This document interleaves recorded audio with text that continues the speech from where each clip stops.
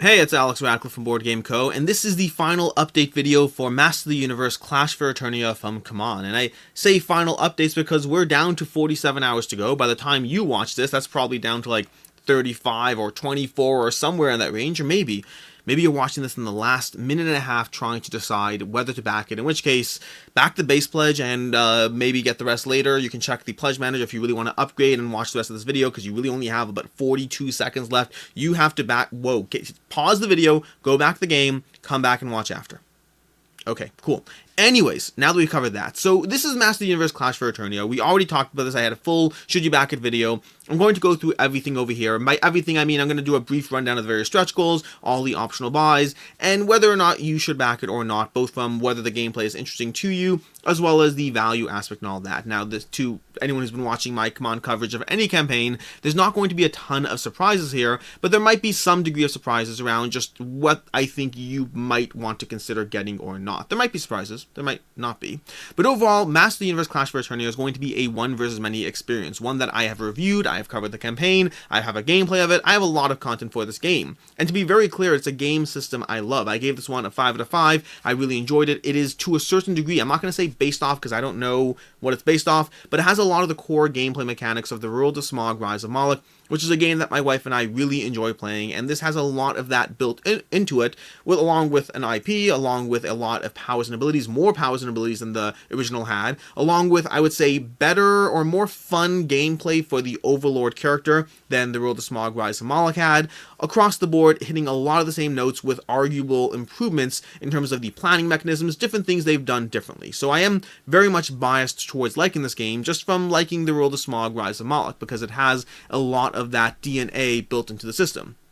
But it is a one versus many experience, which means this may or may not be for you. A one versus many is going to be one person playing against 4 others, although to be frank, the way I usually play it is going to be a one versus one experience, which you can do as well. One player controlling any number of heroes, one player controlling the Overlord character. You could have a variety of players against the Overlord character. You could have 1 versus 2, 1 versus 3, or 1 versus 4. You can also play this cooperatively, which means you can play it solo as well. So there are a lot of gameplay modes built in, although personally speaking, I've only had the chance to play it as a one versus many, both as a one versus one, as well as a one versus multiple characters, of which I've enjoyed both those play styles. But if you don't like one versus many, that does take away a big part of what this game is offering. Past that, I really enjoy the game. It is a game full of powers and abilities. It is a game full of tactical maneuvering. It is also a game full of a ton of dice rolling. So if you're turned off by dice rolling, that may well make this game not a game for you. If you don't mind dice rolling, if you don't mind chaos and powers and abilities, and enough powers and abilities that when you factor in the stretch goals, the expansion, there's no way everything is play tested and balanced. You'll find broken things, but it's broken along with luck, and you can counterbalance the broken and all those things. But yes, you may well have a character here combined with a this here and a that here and a scenario here where it's just favored one way or the other. So if you're looking for a perfectly balanced strategic game, this is not for you. If you're looking for a fairly well balanced strategic game, one with a lot of tactical decisions, one with a lot of powers and abilities, one with a lot of play modes, accommodating to a lot of player counts, that really does play in an hour. I mean, watch our playthrough. This is a game that I have played it both as a 1 hour game, as a 2 hour game. It does very easily fall into the hour player count depending on if you know the system, who you're playing with, all that stuff. But that's overall everything to do with Master of the Universe as far as the gameplay, and that should hopefully give you enough information to see if the general concept is a game for you or not. But with that, we talk about the Kickstarter. The Kickstarter itself, whether you should get it in retail, whether you should get it never, whether you should get the World of Smog, Rise of Moloch. First of all, you should get the World of Smog, Rise of Moloch, and whether you should get the Kickstarter and to what degree. You see, the base pledge for this Kickstarter is going to be $110. That's where we are for the base pledge of the Kickstarter. And by the way, timestamps down below. Probably should have said that earlier. Timestamps down below in case you want to skip to any relevant section, in case you've already seen these parts, if you want to go straight to optional buys, all that stuff. The base pledge is going to be $110, but it gives you a lot of content. We're hitting that final 48-hour stretch, which does mean that while I'm showing you a lot of what you're getting, this is a CMON campaign. They generally see the biggest numbers in the first 48 hours and in the last 48 hours. So we are going to see another, if I have to make a guess, 10 stretch goals between now and when the campaign ends. Plus, of course, 2 daily reveals. So there's still a lot of content to come. This is not a final package. This is just a lot of what we're seeing. You see, the base game for this game is going to be available for somewhere in the $80 to $90 range once it hits retail. And that's in terms of not the MSRP, but if you want to buy this game online, it will be roughly $80 to $90, potentially cheaper when there's sales or whatnot. If you're patient enough, you may be able to get it for $60, $65, somewhere in that range. And if you're buying it used, maybe even $55 or somewhere in that range. So these are all these different price points on the table. So why are you paying $110 when even worst case scenario, brand new, it'll be closer to around $85, $90, somewhere there? And the answer is because of the stretch goals. And by the way, you're not paying $110, you're paying $110 plus shipping. So you want to factor that in as well. Shipping on the base pledge alone may well run you in the range of $35. It might be a little less, might be a little more, but it may well run you a decent amount. So you're paying a full game and a half, a full 2 games, more than what it's going to cost at retail in order to get those stretch goals. Stretch goals are stretch goals. They're not free, they cost you extra. Although that said, I do believe they are a great deal, both if you are keeping the game for yourself, as well as if you are looking to turn around and sell the game. And that, whether that's intentionally or whether it's just like, hey, I want to try it, I want to play it. If it's not for me, I want to sell it. And that's going to be giving you all these stretch goals and all the daily reveals that we've had across this 17-day campaign. We have a chunk full of heroic characters. The base game, I believe, comes with something like 8 heroic characters on each side. If I double check the numbers, it might be 6 and 6. I don't recall offhand.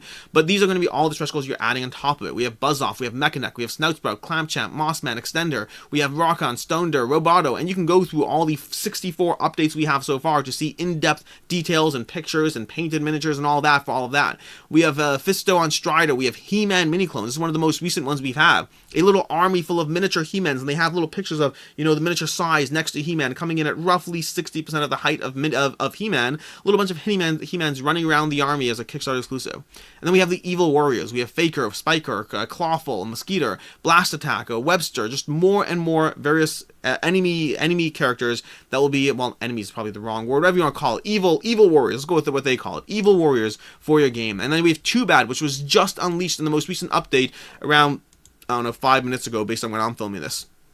We have 2 for the price of 1.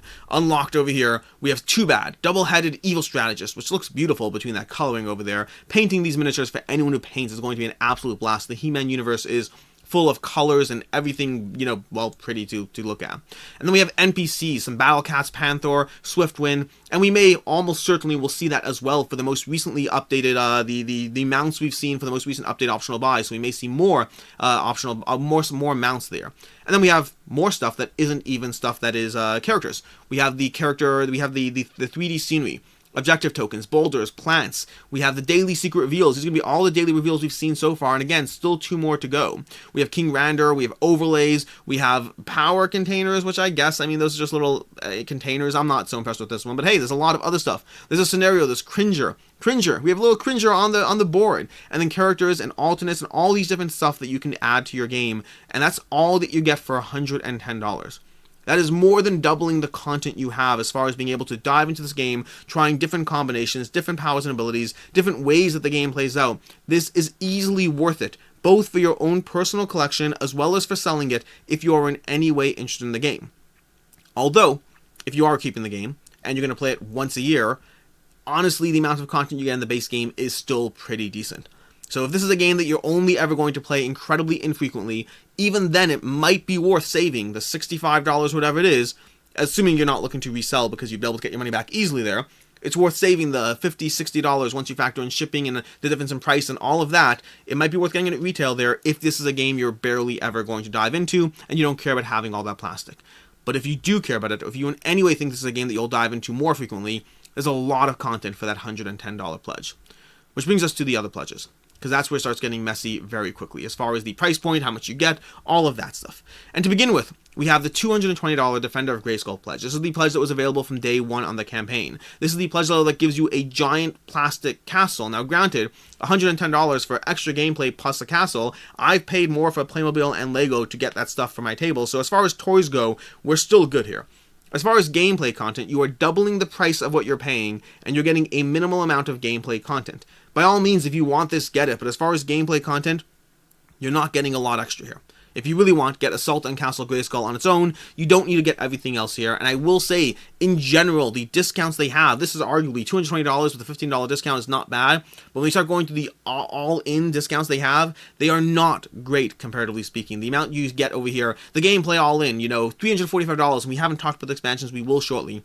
but a $25 discount for $345 worth of content is not great. That said, unlike some CMON campaigns, each of the major all-ins are either Kickstarter exclusive themselves or seem to come with Kickstarter exclusive content. The only possible one that doesn't is Assault on Castle Grayskull, which I don't believe I saw anything Kickstarter exclusive for that one. But the Evil Horde and She-Ra both come with Kickstarter exclusive extras, which will help as far as people wanting them. And the Wrath of Snake Mountain is going to be a Kickstarter exclusive expansion. So if you are looking at some of these things, well, let's talk about it more in the optional buys.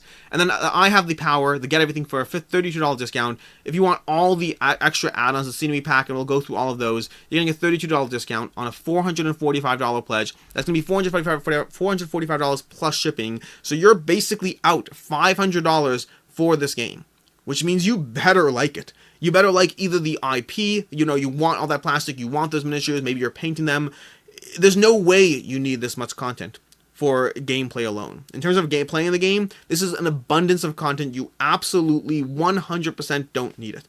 Do I believe it'll hold its value? Yes, I still do. Even at the 345, the 445 levels, those will still pay for themselves. If you want to sell them down the road, you'll get your money back. This is no different than any of the giant CMON campaigns, and it's a good game behind it. It's a good game behind the game.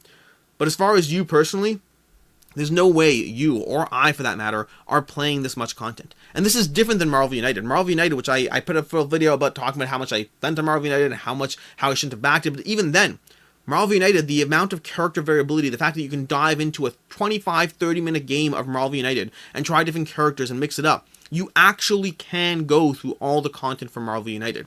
That is not nearly as true with Master of the Universe, the board game. It's not nearly as true.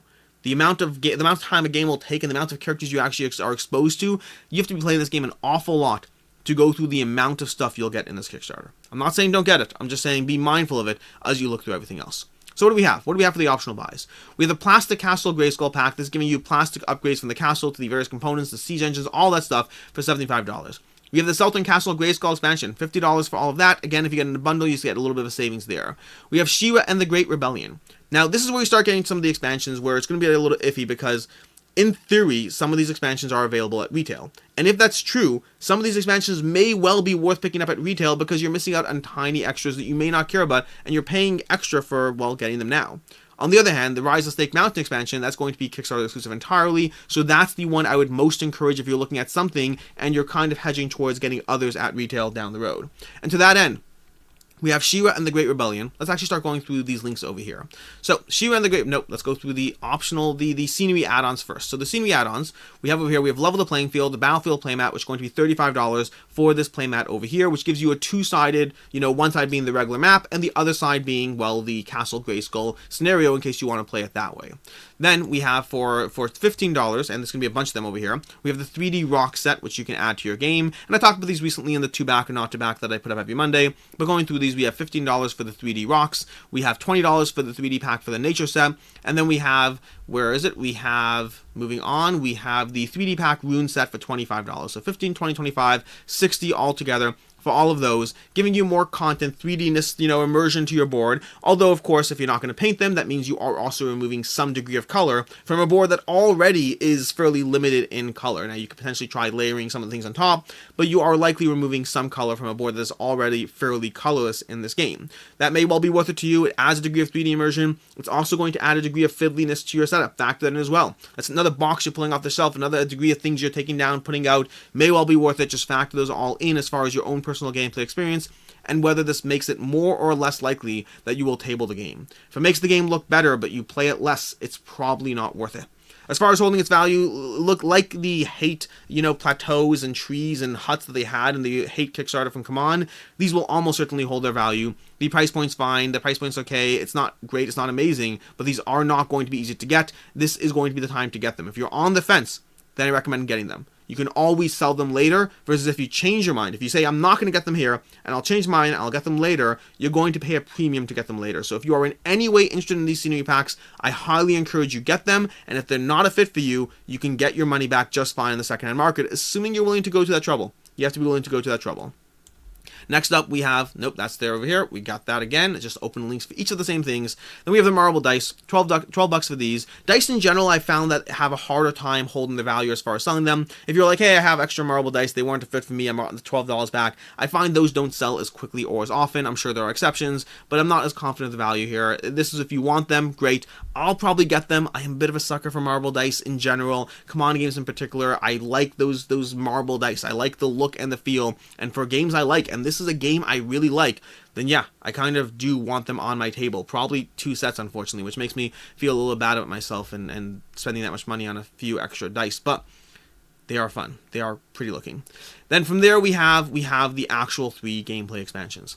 We have She-Ra and the Great Rebellion, and that's giving you a whole bunch of new characters, some more content, some more additions, some more scenarios, all of that, and it's bringing you Cal as a little extra over there. Now again, if you buy all these things as an optional, as a group pledge, as a full all-in, then yeah, you do get some discounts in there, but it's not a 10. That $32 spread across, or if you're buying gameplay only, that $25 spread across all the content is not a huge jump in, a few bucks off each set, and so it's fine, I'll take it, but you have to want both the Kickstarter exclusive option as well as the discount for it to be worth it. If you're just looking at it for the discount, then waiting for retail on those expansions will be cheaper, with the caveat that there is the chance they won't make their way to retail. We saw this from Marvel United, where they had a whole bunch of retail expansions and they didn't make their way to retail, so there always is that unfortunate degree of FOMO of it may not make its way to retail. But if you're on the fence, then I would recommend skipping on She-Ra and the Great Rebellion and picking up at retail. You can always get it later, hopefully, probably, possibly. You won't get the Cal exclusive. You won't get the Cal exclusive, but the savings will be more than the savings you're getting from that all-in buy. And again, tons of content, tons of characters, tons of prettiness to paint. Same as what we talked about before. I mean, this is a painter's dream. This game. This is a game that rewards you for just going out of your comfort zone and the sheer amount of color you're putting on the table. I mean, I don't paint. I mean, that's not true. I know how to paint. I don't take the time to paint. And this game makes me want to dive back into painting.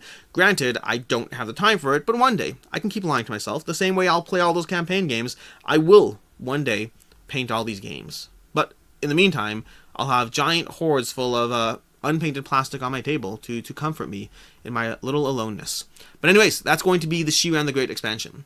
Then we have From the Depths of Eternia, the Snake Man Slither, and this is going to be the Kickstarter exclusive one. So to a certain extent, when you're picking, if you're picking one expansion versus the other, anything like that, you are to a certain extent choosing both what you prefer as well as what makes the most sense. And as a Kickstarter exclusive expansion, this is the one that more so than the rest will be hard to get, will be 2, maybe even 3 times its price if you're trying to hunt it down. In general, the way it works is that base pledge is going to be the most available. You're going to have a chunk of people who bought in at $110 to get the game, and some of them will sell it, and they'll sell it for $200, whatever it is, $180, but you're going to have far fewer people who got the Snake Man expansion. There's going to be far fewer people who jumped in on the Wrath of Snake Mountain, and that does mean that the prices on this are going to be even harder if you're tracking it down.